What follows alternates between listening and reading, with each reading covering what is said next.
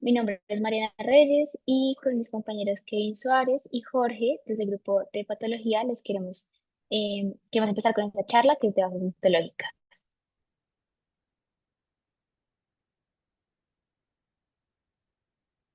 Entonces, los temas que queremos tratar en la charla, primero son como unas generalidades sobre el microscopio, técnicas de histoquímica. También queremos que aprendan a diferenciar los epitelios, que aprendan un poquito sobre el tejido conectivo y por último vamos a hablar de procesos de adaptación celular. Listo. Para comenzar hablando de bases histológicas, tenemos que entender la metodología a través de la cual los patólogos y los distintos profesionales de la salud logran visualizar. Y para esto tenemos que hablar acerca de la microscopía. Eh, la patología anatómica se apoya en la evaluación morfológica de tejidos y células para definir entidades diagnósticas y establecer correlaciones clínicas. Siendo así, la microscopía es la herramienta central para uno identificar alteraciones estructurales a nivel tisular y celular. Dos, reconocer patrones reproducibles asociados a enfermedades específicas. Y tres, integrar dichos hallazgos con datos clínicos, radiológicos, endoscópicos y de laboratorio. Siendo así, siguiente, por favor. La microscopía permite definir em, tipos de lesiones, ya sean inflamatorias, degenerativa, vascular, displásica, neoplásica, patrones, difuso, nodular, intersticial, perivascular, etcétera, grado de atipia, invasión, necrosis, márgenes y en muchos órganos criterios pronósticos y predictivos. Es importante decir que incluso cuando se integra inmunohistoquímica, técnicas moleculares o plataformas digitales, el punto de partida y el marco interpretativo suelen ser morfológicos. Y es por eso que es muy importante la microscopía. También es importante decir que la consolidación de la patología moderna se apoya en la idea de que entidades patológicas tienen correlatos estructurales observables y repetibles. Entonces, el día de hoy les vamos a hablar de dos tipos de microscopía, que es la microscopía electrónica y la microscopía óptica. Siguiente, por favor. Sobre la microscopía óptica, siguiente, es un sistema que utiliza eh, luz visible y un sistema de lentes para magnificar una imagen o una muestra. Es aquí donde tenemos que separar dos conceptos muy importantes que son el eje de pues, toda la microscopía óptica, que son el aumento, que básicamente es cuánto se magnifica un objeto, y pues depende de la combinación de lente ocular y lente objetivo, que ya lo vamos a ver más adelante en los componentes de un microscopio. Y es importante decir que mucho aumento no significa que se puede ver con más detalle. Y ahí es donde entra y es un actor principal la resolución, que básicamente es la capacidad de distinguir dos puntos cercanos como dos puntos lejanos. Es por eso que en patología siguiente eh, tenemos implicaciones directas como que pues, un diagnóstico no se beneficia de más aumento si la preparación es deficiente o si la resolución real está delimitada por un sistema óptico o por el grosor de la tinción y del corte. Siguiente. Entonces, para terminar de entender este sistema, tenemos que entender los componentes de un microscopio óptico. Aquí vemos un esquema general de qué es un microscopio, de sus aumentos y de su anatomía, por decirlo así, pero vamos a desglosarlo poquito a poquito. Siguiente. Entonces tenemos el foco y luz, la cual pues, nos proporciona luz estable con control de intensidad. Tenemos luego, siguiente, un diafragma que regula el cono de la luz, logrando que se afecte el contraste, profundidad de campo y resolución aparente. Luego tenemos el condensador que concentra, siguiente por favor, concentra y dirige la luz hacia la muestra y su ajuste es esencial para pues, el contraste y la resolución. Y tenemos la platina, que es el soporte de los portaobjetos o de las muestras donde van a estar las cosas que vamos a analizar y permite el desplazamiento preciso. Luego tenemos el objetivo, siguiente por favor, que son los lentes principales que definen el aumento, la apertura numérica y la calidad óptica. Y pues en patología se usan típicamente objetivos de bajo aumento para un patrón global y pues inmersión para detalles finos, donde se utiliza un aceite de inmersión. Luego tenemos el ocular, que pues básicamente amplifica la imagen formada por el objetivo. Siguiente por favor. Siguiente. el ocular, que les decía, que amplifica la imagen formada por el objetivo, y el sistema de enfoque, que puede ser macrométrico y micrométrico, que pues permite enfocar con precisión, siendo el micrométrico más importante cuando estamos haciendo pues visualización en alto aumento. Siguiente. Entonces, en la microscopía óptica tenemos varios campos en los que podemos laborar y podemos hacer estudios, como por ejemplo el campo claro, que pues es la modalidad estándar en histopatología con hematoxilina y eosina. Básicamente la muestra teñida absorbe la luz en distintos grados y genera un contraste. Y pues es básicamente la base de la patología quirúrgica y gran parte de la citopatología. Siguiente. Luego tenemos campo oscuro, que pues su mecanismo básicamente es que la luz no entra directamente al objetivo, sino que la luz se dispersa por las estructuras, permitiendo que se resalten elementos finos y refringentes. Los de rutina solo se utiliza para ciertos microorganismos delgados. Luego tenemos contraste de fases. Siguiente, por favor, que utiliza el índice de refracción, lo que utiliza la diferencia de índices de refracción, lo que hace que se conviertan en diferencias de fases en diferencias de intensidad, eh, que pues es útil especialmente para investigación. Si alguna vez van al laboratorio del doctor Ricardo Peña, van a poder utilizar este mecanismo que les digo, porque pues permite, por ejemplo, diferenciar células vivas de células muertas. Siguiente, por favor. Luego tenemos la luz polarizada, que pues es un microscopio que usa dos lentes polarizantes con dos ubicaciones distintas. Uno se coloca entre el condensador y la muestra, y el otro se coloca entre la muestra y el ocular, de pues, las partes que ya vimos anteriormente. Esto permite filtrar la luz, dejando pasar solo ondas que vibren en un plano específico para detectar materiales birrefringentes, como lo pueden ser materiales que se acumulen, como en los casos de patologías como la gota o la pseudogota. Aquí una importancia o un caso como clínico importante a mencionar es que cuando estamos viendo biopsias con contenido muy rosado, con hemotoxilina y eosina, lo que vamos a hacer es utilizar una coloración como el rojo Congo, que más adelante la van a ver con mis compañeros, y al utilizar este método de luz polarizada, vamos a ver que este rojo Congo se va a ver verde, logrando así pues, hacer el diagnóstico de acumulación o de pues, depósitos en estroma, qué sé yo.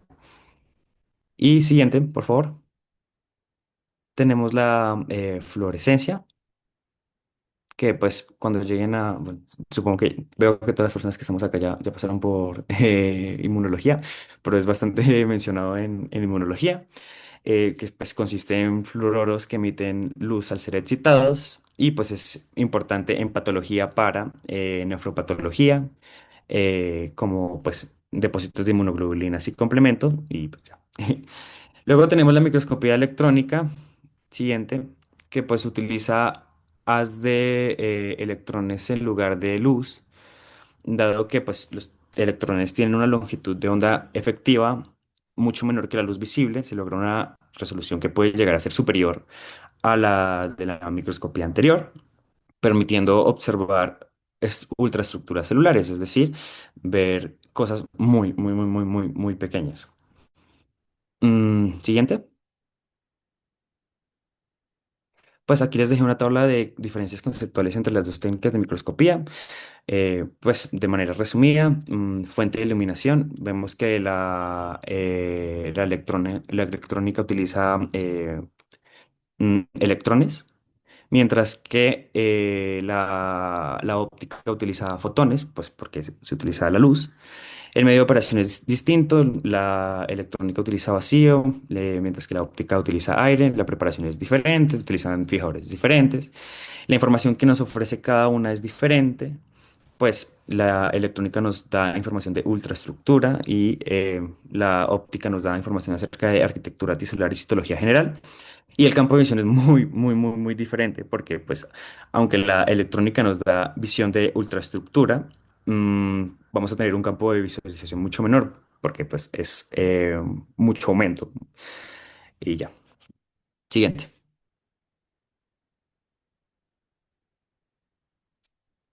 Listo. Ahora vamos a pasar a la parte de técnicas de histoquímica. Vamos a comenzar con la primera y como la más utilizada, que es la hematoxilina eosina. Esta es una tinción histopatológica de rutina en la cual se utilizan dos colorantes, la hematoxilina, que es lo que va a colorar de color morado, y la eosina, que es lo que va a dar el color rosado. La hematoxilina es un colorante básico, entonces lo que va a hacer es que se va a unir a estructuras ácidas como lo son el núcleo, el retículo endoplasmático y los ribosomas. Por otro lado, la eosina va a ser un colorante ácido, entonces se va a unir a las estructuras básicas como lo son el citoplasma y las fibras de colágeno. Aquí lo que estamos viendo es un corte transversal de fibras de músculo esquelético y en cada fibra podemos ver que todo lo que es rosado es el citoplasma y los punticos que están colorados de morado son los núcleos periféricos. La siguiente técnica es la tinción de Giemsa, que esta es una tinción citopatológica de rutina que se utiliza para diferenciar entre componentes sanguíneos. Esta tinción también se utiliza para identificar parásitos como lo son Trypanosoma cruzi, que causa la enfermedad de Chagas, Plasmodium, que causa malaria, y Leishmania. También se pueden identificar bacterias como Clamidia y Helicobacter pylori. Entonces, aquí lo que se teñía de morado van a ser núcleos y bacterias. Y lo que se teñía de rosado van a ser citoplasma, fibras de colágeno, membrana basal, pero sobre todo parásitos. Entonces, lo que estamos viendo aquí es un flotil de sangre periférica en el cual vemos múltiples glóbulos rojos y en toda la mitad vemos un parásito que es Trypanosoma cruzi. La siguiente técnica es la técnica de Wright, que esta es una tinción histopatológica que se utiliza para identificar y principalmente diferenciar los tipos de células sanguíneas. Esto nos permite hacer diagnósticos de enfermedades hematológicas, exámenes de médula ósea y detección también de parásitos sanguíneos. Lo que se colorea de morado, otra vez van a ser los núcleos y lo rosado va a ser el citoplasma. Aquí tenemos un frotis en el cual vemos abundantes glóbulos rojos y estas células que ven acá son neutrófilos. Esto como lo sabemos por los núcleos, porque son multilobulados. La siguiente técnica es el tricrómico de Mason, que esta es una tinción especial, o sea, esto ya no es de rutina, sino que se pide en casos especiales, y es para diferenciar tejidos conectivos, musculares y fibras elásticas. Esto nos permite principalmente detectar fibrosis. Entonces, lo que se coloree de azul o verde va a ser colágeno, lo que se coloree de rosado o morado son fibras musculares o citoplasma de las células, y lo que se da como azul oscuro o negro van a ser los núcleos. Aquí tenemos un corpúsculo renal que, como ven, todo esto que está coloreado de azul es fibrosis.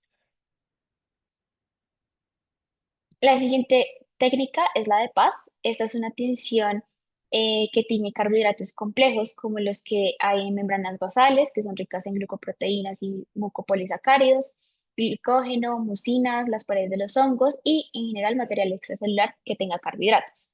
Por eso es esencial para la detección de hongos como el Aspergillus, de parásitos, de enfermedades por el almacenamiento de glucógeno y deficiencia de alfa-1 antitripsina.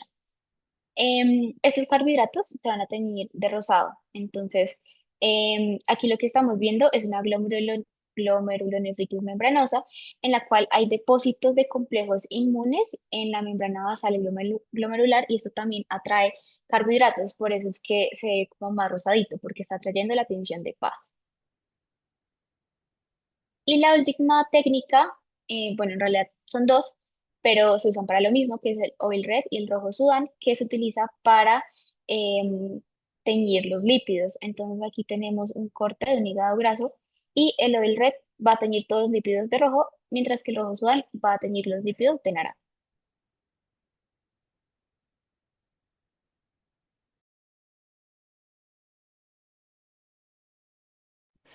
Pasando a la parte de epitelios, llegamos al lector principal de histología. Pues básicamente el epitelio es el tejido fundamental, siendo la relevancia en patología debido a que pues, la mayoría de tumores malignos humanos, como, que son los carcinomas, derivan del epitelio y pues gran parte de enfermedades inflamatorias, infecciosas y degenerativas comienzan con manifestaciones en superficies epiteliales. Vemos que pues, el epitelio tiene distintas funciones como recubrir superficies, Es decir, que pues, el epitelio funciona como barrera externa, recubre superficies externas como pues, la piel o internas como el...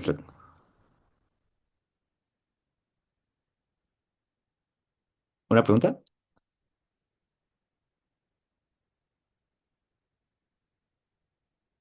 ¿Continúo? Ok. Estructuras internas como el tracto respiratorio, digestivo o pues cavidades serosas. Estas se caracterizan por células estrechamente unidas, mínima matriz extracelular e intercelular, una polaridad estructural, es decir, tener un dominio apical, lateral o basal, y pues un apoyo sobre una membrana basal, que pues, básicamente es lo que nos va a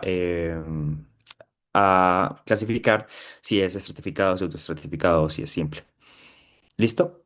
Eh, Luego tenemos que pues, funciona como línea de defensa, porque pues, constituye una barrera física, química, inmunológica. Física por sus uniones intercelulares, especialmente por las uniones estrechas, que más adelante les van a hablar mis compañeros, que impiden el paso de sustancias. Química por secreción de distintas sustancias como lo son moco, péptidos antimicrobianos y enzimas. E inmunológica porque pues, también interaccionan con el medio, con células inmunes subyacentes y expresión de moléculas de reconocimiento.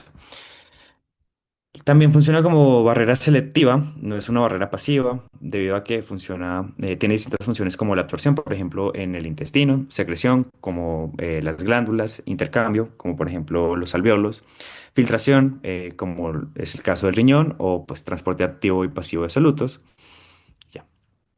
Eh, las dos características claves anterior, anterior. Dos características claves del epitelio es que tiene alta capacidad de regeneración. Esto debido a que, como les había dicho, es primera línea de defensa y está en exposición constante a agresiones mecánicas y químicas y pues que tienen células madres basales o criptales que permiten esta regeneración. Pero desde la perspectiva patológica, esto implica una alta proliferación, lo que significa que hay una mayor susceptibilidad a mutaciones acumulativas, un origen frecuente de neoplasias y una pues, capacidad de reparación rápida tras una lesión. Y también que pues, es avascular, es decir, que el epitelio carece de vasos. Eso quiere decir que, ¿cómo se nutre? Pues a través de la difusión desde el tejido conectivo subadyacente a pues, las células del epitelio. Asimismo, puede tener distintos orígenes de acuerdo a las tres capas germinales, como ectodermo, endodermo, mesodermo. El ectodermo, por ejemplo, tenemos la epidermis, la cavidad oral, el epitelio de la cavidad oral, el esmalte de los dientes. El endodermo como epitelio digestivo, respiratorio o hepático y mesodermo como mesotelio o endotelio. Ahora sí, siguiente. Entonces vemos que el epitelio se puede clasificar de dos maneras y se le pueden agregar ciertas características. Entonces, clasificación en número de capas, forma celular y las características que les decía son las especializaciones o características funcionales. Entonces, número de capas. Tenemos epitelio simple, que es básicamente solo una capa celular y todas las células están en contacto con la membrana basal. Su función principal es el intercambio y la absorción y secreción. Algunos ejemplos de estos son epitelio simple escamoso en los alvéolos, que nos permiten un intercambio gaseoso, epitelio simple cúbico en túbulos renales, que nos permiten la absorción, y epitelio simple columnar del intestino, que nos permiten la absorción y secreción. Luego tenemos el epitelio estratificado, que es más de dos capas, en donde solo la capa basal va a estar en contacto con la membrana basal, y su función principal es la protección. ¿Cuál es el ejemplo clásico y el más conocido? La piel, que es epitelio estratificado escamoso queratinizado, y pues el del esófago, que es no queratinizado. En patologías es relevante porque puede ser sitio frecuente de displasias, la queratinización excesiva puede verse en lesiones crónicas y los carcinomas escamosos derivan de este tipo de epitelio. Y luego tenemos el epitelio pseudoestratificado, que es básicamente un epitelio estratificado falso, en donde todas las células tocan la membrana basal, pero no todas alcanzan la superficie y los núcleos están a diferentes niveles, generando esa percepción de que hay una apariencia estratificada. Un ejemplo común, o bueno, clásico e importante, es el epitelio respiratorio, que es un columnar ciliado con células cariciformes. ¿Cuál es la función de estos? El transporte mucociliar y defensa respiratoria. Patológicamente es relevante por metaplasia escamosa en caso de personas que fuman y alteraciones ciliares con disinesia ciliar primaria, que es pues, una patología que se menciona en clase en histología. Mm, Luego tenemos la clasificación según forma, que tenemos escamosas o planas, que son pues, células aplanadas con un núcleo elongado. La función es intercambio rápido y protección cuando es estratificado, como en el caso de la piel. Luego tenemos las cúbicas, que tenemos una altura del mismo tamaño que un ancho, con un núcleo central redondo. La función de estas son secreción y absorción y pues revestimiento glandular. Ejemplos son túbulos renales y conductos glandulares. Y luego tenemos el columnar o el cilíndrico, en donde la altura va a ser mucho mayor que el ancho y el núcleo va a ser elongado. Y la función es la absorción especializada y la secreción. Lo podemos encontrar en lugares como el intestino, el estómago y el endometrio. Luego tenemos un epitelio especial que es el urotelio. Siento que es mi epitelio favorito. Me parece lindo y curioso.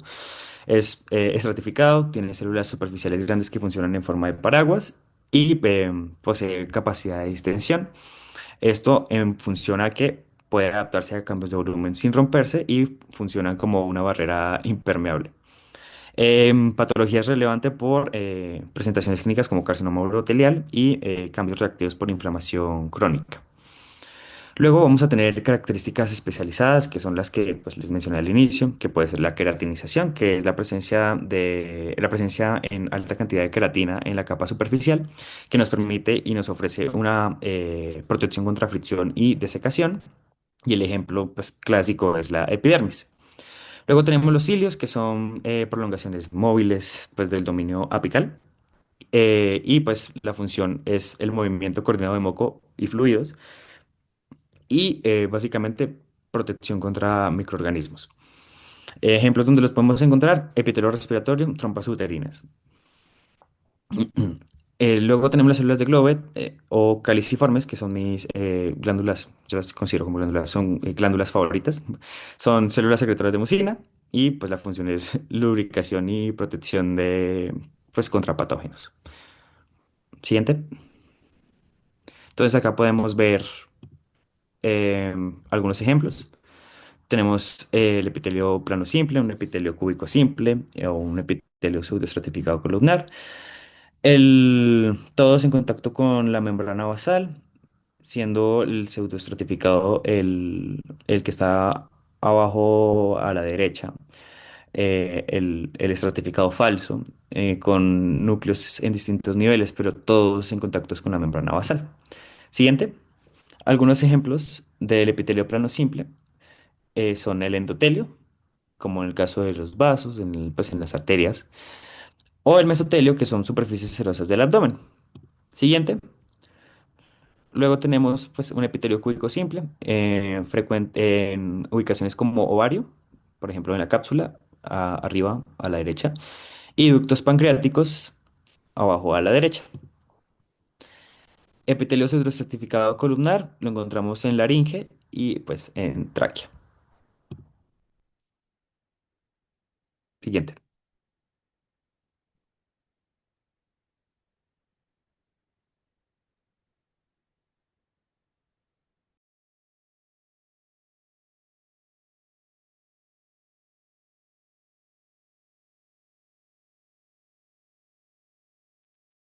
Listo, ¿ahí me escuchan? Bueno, ya mi, perfecto. Ya mi compañero Kevin les habló del epitelio. Ahora nos vamos a ir un poquitico más abajo y yo les voy a hablar del tejido conectivo. Siguiente. Para entender el tejido conectivo, lo más importante es entender qué es. El tejido conectivo es aquel tejido que subyace o sostiene estructural y funcionalmente a los otros tres tipos de tejidos básicos, del epitelio, el muscular y el nervioso. De ahora en adelante, por lo menos en mi parte de la presentación, voy a utilizar este mini esquemita que ven por acá abajito, donde podemos ver al tejido conectivo en forma de pilares, simulando ser pilares. que son los pilares, entre muchas comillas, que sostienen el epitelio de órganos, músculos y vasos. Siguiente. El tejido conectivo tiene unas funciones específicas. Dentro de las funciones del tejido conectivo, tal y como les comenté, y el motivo por el cual están simbolizadas en pilares, es el soporte estructural que este posee. De igual manera, también tiene un intercambio metabólico, tal y como mis compañeros mencionaban, el epitelio es avascular. ¿Qué significa eso? Que todo lo que necesita tiene que venir del tejido conectivo subyacente. Ya viene a ser, ya podría ser oxígeno, nutrientes, electrolitos. De igual manera, también tiene una función de sostén mecánico de elasticidad y una función de estabilización de la célula. Siguiente. Listo. Acá tenemos los componentes del tejido conectivo. Dentro de los componentes del tejido conectivo los podemos dividir en dos. Tenemos tanto las células como la membrana extracelular. Dentro de las células tenemos células residentes y células transitorias. Las células residentes son aquellas células que permanecen en el tejido conectivo permanentemente, mientras que las células transitorias son aquellas que entran al tejido conectivo y luego salen, cumplen su función y luego salen. Ya más adelante vamos a hablar un poquito de la función específica de cada una de estas células. Y por el otro lado tenemos la membrana extracelular. La membrana extracelular se divide tanto en fibras como en la sustancia fundamental. Esta membrana extracelular, tenemos, bueno, siguiente, porfa, Mariana. Esta membrana extracelular, acá se los planteo de una manera un poquito bonita, cómica, para que la podamos observar. Y cada una de estas células, lo que está señalado con célula R, son todas las células residentes, las células que van a permanecer ahí. Ahí en la parte de abajo tenemos los carritos, que son las células transitorias, simulando aquellas células que van a entrar y que luego van a salir del tejido conectivo. Y acá tenemos este espacio de célula y célula, es todo donde podemos encontrar las fibras y donde podemos encontrar la matriz extracelular. Siguiente. Dentro de los componentes de la matriz extracelular podemos ver la sustancia fundamental. La sustancia fundamental tiene tres componentes principales, de los cuales también vamos a hablar un poquitico más a detalle más adelante. Sin embargo, acá los vamos a representar por ahora como una molécula de agua y un pegamento. Y por el otro lado tenemos las fibras. Las fibras también pertenecen a esta membrana, a esta matriz extracelular, y es todo aquel espacio, bueno, es todo aquel espacio que está entre célula y célula. Todo aquel espacio entre célula y célula tiene tanto sustancia fundamental como fibras. Siguiente. Ya entrando un poquito más a detalle, tenemos de la membrana extracelular, las fibras de estas. Tenemos tres tipos de fibras: las fibras colágenas, reticulares y las fibras elásticas. Aquellas fibras colágenas son aquellas fibras gruesas, son unas fibras muy resistentes, conformadas principalmente por colágeno tipo 1. Tienen un diámetro aproximado entre 20 y 90 nanómetros y son unas fibras que tienen gran resistencia y fuerzas tensionales. Por otro lado, tenemos las fibras reticulares. Las fibras reticulares están hechas de colágeno tipo 3. Estas son mucho más delgadas que las fibras colágenas, aproximadamente 0,2 a 2 micrómetros.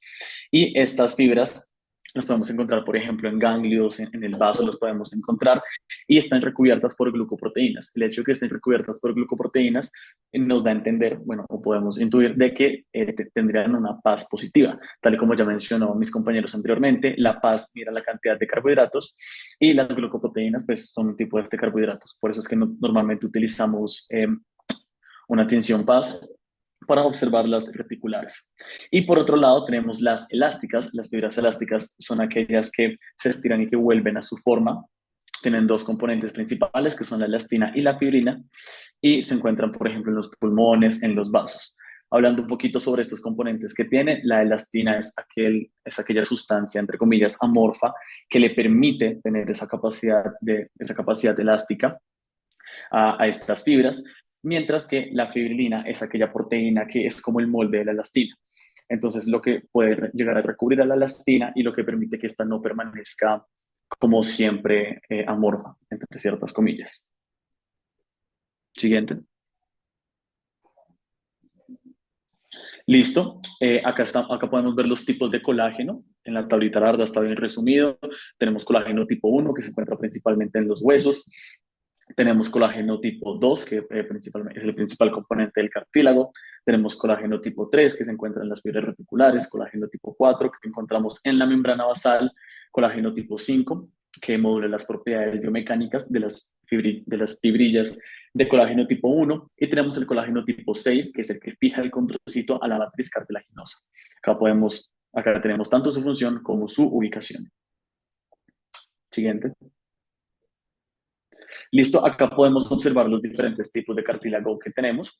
El primero que podemos observar a la derecha en la parte superior es el cartílago hialino. Es un cartílago compuesto de colágeno tipo 2 y que tiene alta cantidad de proteoglucanos. Acá podemos ver los condrocitos en formas de lagunas y en el fondo tenemos a nuestra matriz homogénea de color rosado. Por otro lado, tenemos a nuestro cartílago elástico, que es el que se encuentra ahí abajito del cartílago hialino. Este cartílago elástico también está compuesto por colágeno tipo 2, sin embargo, este tiene muchas más fibras ramificadas. De igual manera, contiene componentes de elastina y de fibrina. Este lo podemos encontrar, por ejemplo, en la epiglotis y nos da como una función de un soporte un poquito más flexible. Por otro lado, tenemos el fibrocartílago, que es el que encontramos en la parte superior, la parte izquierda. Tiene una menor cantidad de condrocitos, como podemos observar. Está hecho principalmente de colágeno tipo 1 y de igual manera contiene poca cantidad de proteoglucano. Este lo podemos observar principalmente en los discos intervertebrales y pues tiene la función principal de resistir a la compresión y a la tracción. Siguiente. Acá vamos a hablar de los componentes de la membrana extracelular, es principalmente los que tienen la sustancia fundamental, y vamos a comenzar con los glucosaminoglucanos. Los glucosaminoglucanos es una cadena larga de carbohidratos, los cuales tienen una propiedad muy importante y es que son muy, pero muy negativos. El hecho de que sean muy negativos les permite atraer en cierta medida tanto iones como como agua. Esto que le permite mantener al tejido hidratado, en primer lugar, de igual manera le permite resistir a la compresión y permitir la difusión de nutrientes. Al fin y al cabo, si tenemos a todas las células pegadas, como si estuvieran todas pegadas así una encima de la otra, y hay una compresión, pues las células se van a despechar. El hecho de que tengamos este glucosaminoglucano que permite resistir a esta compresión, se puede llegar a imaginar como una gelatina que está en la membrana extracelular, que no permite que estas células sean tan afectadas por la compresión. Digamos que el ejemplo más importante y el más conocido es el ácido hialurónico. No obstante, también tenemos otros tipos de glucosaminoglucanos, como es el condroitin sulfato y el heparin sulfato. Por otro lado, tenemos a los proteoglucanos. Los proteoglucanos son similares a los glucosaminoglucanos, digamos que trabajan en conjunto, solamente que los glucosaminoglucanos son esta cadena de carbohidratos, mientras que el proteoglucano es la cadena de carbohidratos y aparte una proteína central que permite ordenar a esta membrana extracelular. Digamos que si no tuviéramos proteoglucanos, tendríamos solamente los glucosaminoglucanos regados por todo lado y no se podrían organizar. Así que esta es la importancia de los proteoglucanos. Y ya para finalizar, de la membrana extracelular, de la sustancia fundamental, tenemos las glucoproteínas. Las glucoproteínas tienen una función principal de adhesión, por eso acá tenemos el colbón abajito y en las anteriores diapositivas también podíamos ver el colbón, y también tienen la función principal de organizar la MEC. Digamos que si nosotros tenemos todo regado, todo hecho un caos, va a ser mucho más difícil poder cumplir las funciones de la sustancia fundamental a que si tenemos todo bien formado, bien organizado, por acá el protoglucano, por acá los glucosaminoglucanos, y por eso es que tenemos las glucoproteínas. Dentro de las más importantes tenemos la laminina y la fibronectina. Siguiente. Listo, ahora seguimos con las células residentes. Las células residentes tenemos fibroblastos, adipocitos, macrófagos y células madre mesenquimales. Estas son las células que sí o sí siempre se van a encontrar dentro de nuestro tejido conectivo. Nuestros fibroblastos tienen la función principal de sintetizar tanto el colágeno como la elastina, como los glucosaminoglucanos. Y para hacer todo esto, que es como formar la membrana extracelular, va a necesitar energía. Y ahí es donde entran nuestros adipocitos. Los adipocitos son los cuales les van a brindar la energía a nuestros fibroblastos. Los fibroblastos, tal y como observamos acá en la imagen, tienen un núcleo fusiforme, o sea, un poquito así como ovalado, aplanado, alargado y pálido.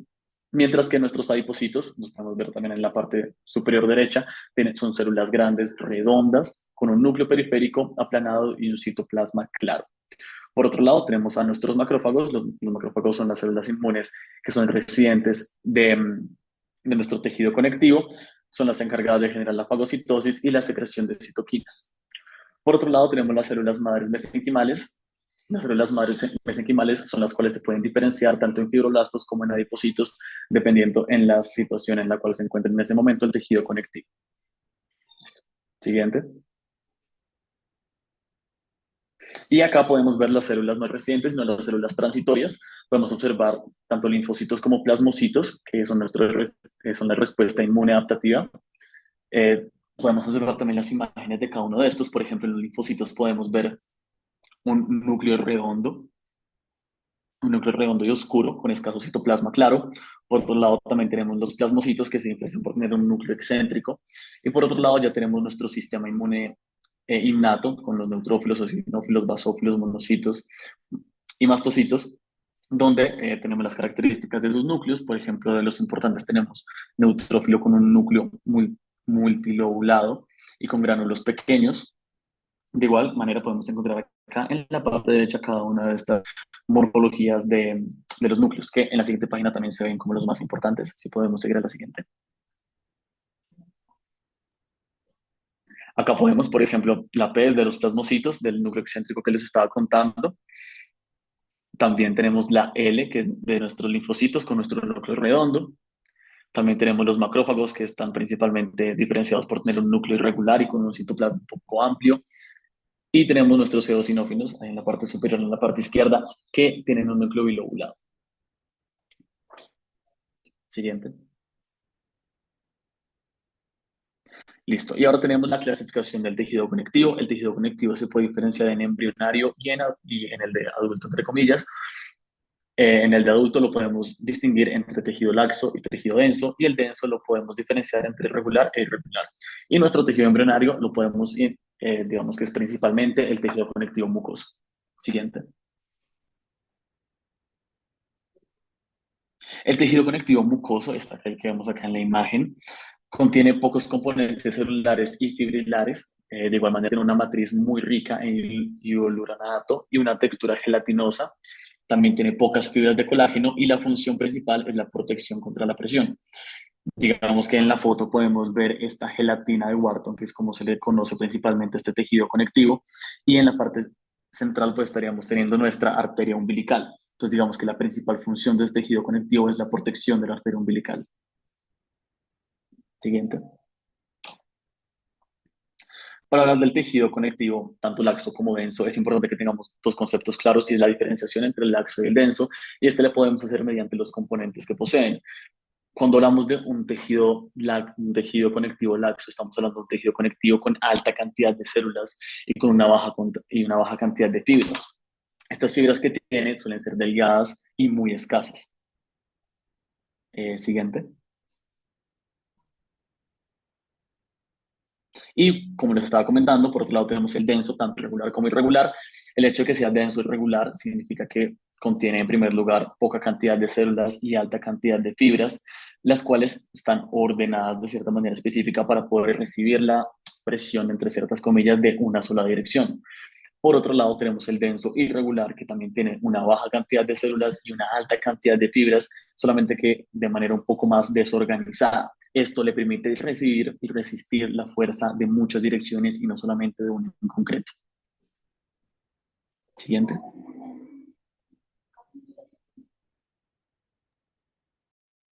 Listo. Entonces vamos a pasar a la última parte, que son los procesos de adaptación celular. Estos procesos son cambios que le ocurren a las células cuando ellas están expuestas a estímulos fisiológicos o patológicos, y esto les ayuda básicamente a sobrevivir. Vamos a comenzar con la atrofia. La atrofia es una reducción del tamaño de un órgano o de un tejido secundario a una reducción del tamaño y del número de las células. Tenemos ejemplos fisiológicos, por ejemplo, algunas estructuras embrionarias como el notocordio o el conducto tirogloso se van a atrofiar durante el desarrollo fetal, pero también tenemos ejemplos patológicos. Aquí las imágenes que les estoy mostrando, en la imagen de arriba podemos ver otra vez un corte transversal de fibras de músculo esquelético, en el cual vemos que todas las fibras tienen como un tamaño y un grosor parecido, mientras que en la imagen de abajo, debido a una denervación por degeneración de la transmisión neuromuscular, las fibras pierden ese estímulo y al perder el estímulo, las células se atrofian. Entonces, lo que podemos ver acá es que primero hay cambio en el tamaño de las fibras. Segundo, que las fibras se ven un poquito más pequeñas a comparación de las otras y todo sucede pues a la denervación. El siguiente proceso es la hipertrofia. La hipertrofia es el aumento del tamaño de las células, lo cual también termina en un aumento del tamaño del órgano o del tejido. Este incremento se debe a que hay una mayor producción de componentes estructurales de las células, como lo son una mayor producción de organulos o de proteínas estructurales. El ejemplo fisiológico es el agrandamiento del útero debido a cambios hormonales. Entonces aquí estamos viendo células musculares lisas de un útero normal, mientras que aquí estamos viendo las mismas células al mismo aumento, pero esta vez de un útero grávido, es decir, que están en embarazo. Y el ejemplo patológico es una miocardiopatía hipertrófica debido a la hipertensión arterial. El siguiente proceso es la hiperplasia. Este es un aumento en el número de las células, que es diferente a la hipertrofia. Que hipertrofia era un aumento en el tamaño, pero hay la misma cantidad de células, mientras que en la hiperplasia va a aumentar la cantidad de las células. Y eso también puede determinar que el tejido o el órgano aumente su tamaño. Hay dos condiciones fisiológicas en las que esto sucede. La primera es la hiperplasia hormonal, que es básicamente cuando un tejido necesita aumentar su capacidad funcional. Entonces, aquí tenemos el ejemplo de la proliferación del epitelio glandular de la mamá femenina, por ejemplo, cuando está en el embarazo.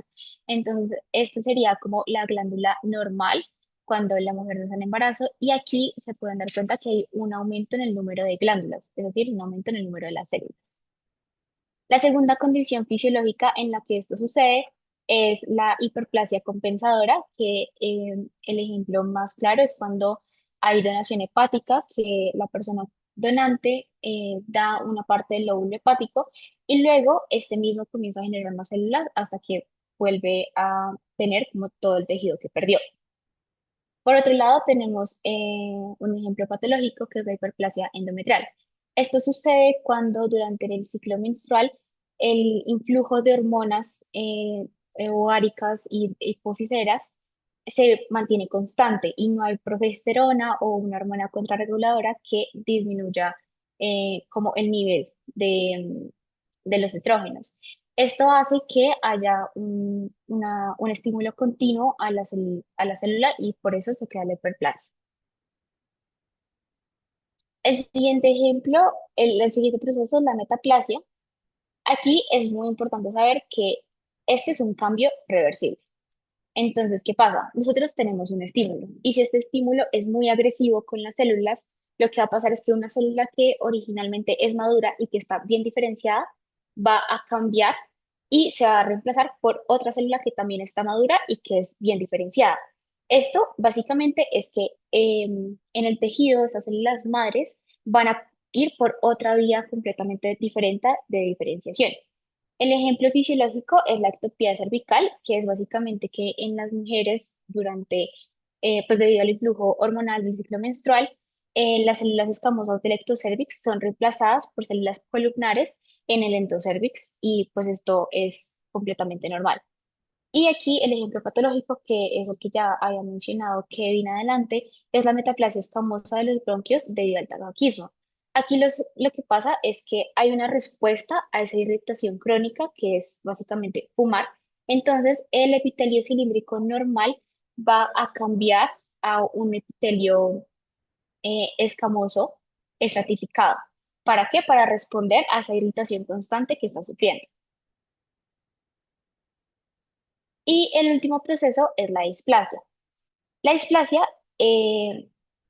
la displasia ya no se puede, no es un proceso reversible como si era la metaplasia, porque en la metaplasia, si eliminamos el estímulo, se va la metaplasia. En cambio, en la displasia, este ya es un cambio que es permanente y es básicamente el crecimiento desordenado del epitelio, que está condicionado por una serie de cambios.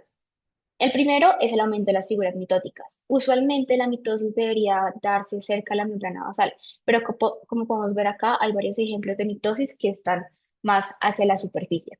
El segundo es el promorfismo nuclear y celular, es decir, que pues vamos a ver células de diferentes tamaños, y de diferentes formas. El tercero es el aumento de la relación núcleo-citoplasma. Esto quiere decir que vamos a tener un núcleo mucho más grande, como se ve acá, y también va a haber un hipercromatismo nuclear, porque vamos a tener mucho más ADN que va a estar mucho más condensado. Y lo último es que vamos a tener una arquitectura desorganizada. Entonces hay que pensar que las células son como los ladrillos de un edificio, que uno puede ver la línea uno, la línea 2, la línea 3. Pero cuando tenemos displasia no podemos distinguir dónde comienza una célula y dónde termina la otra. La displasia siempre es patológica y pues en este caso estamos viendo un ejemplo de displasia de cavidad oral. Y ya, eso sería todo. No sé si tienen preguntas, dudas.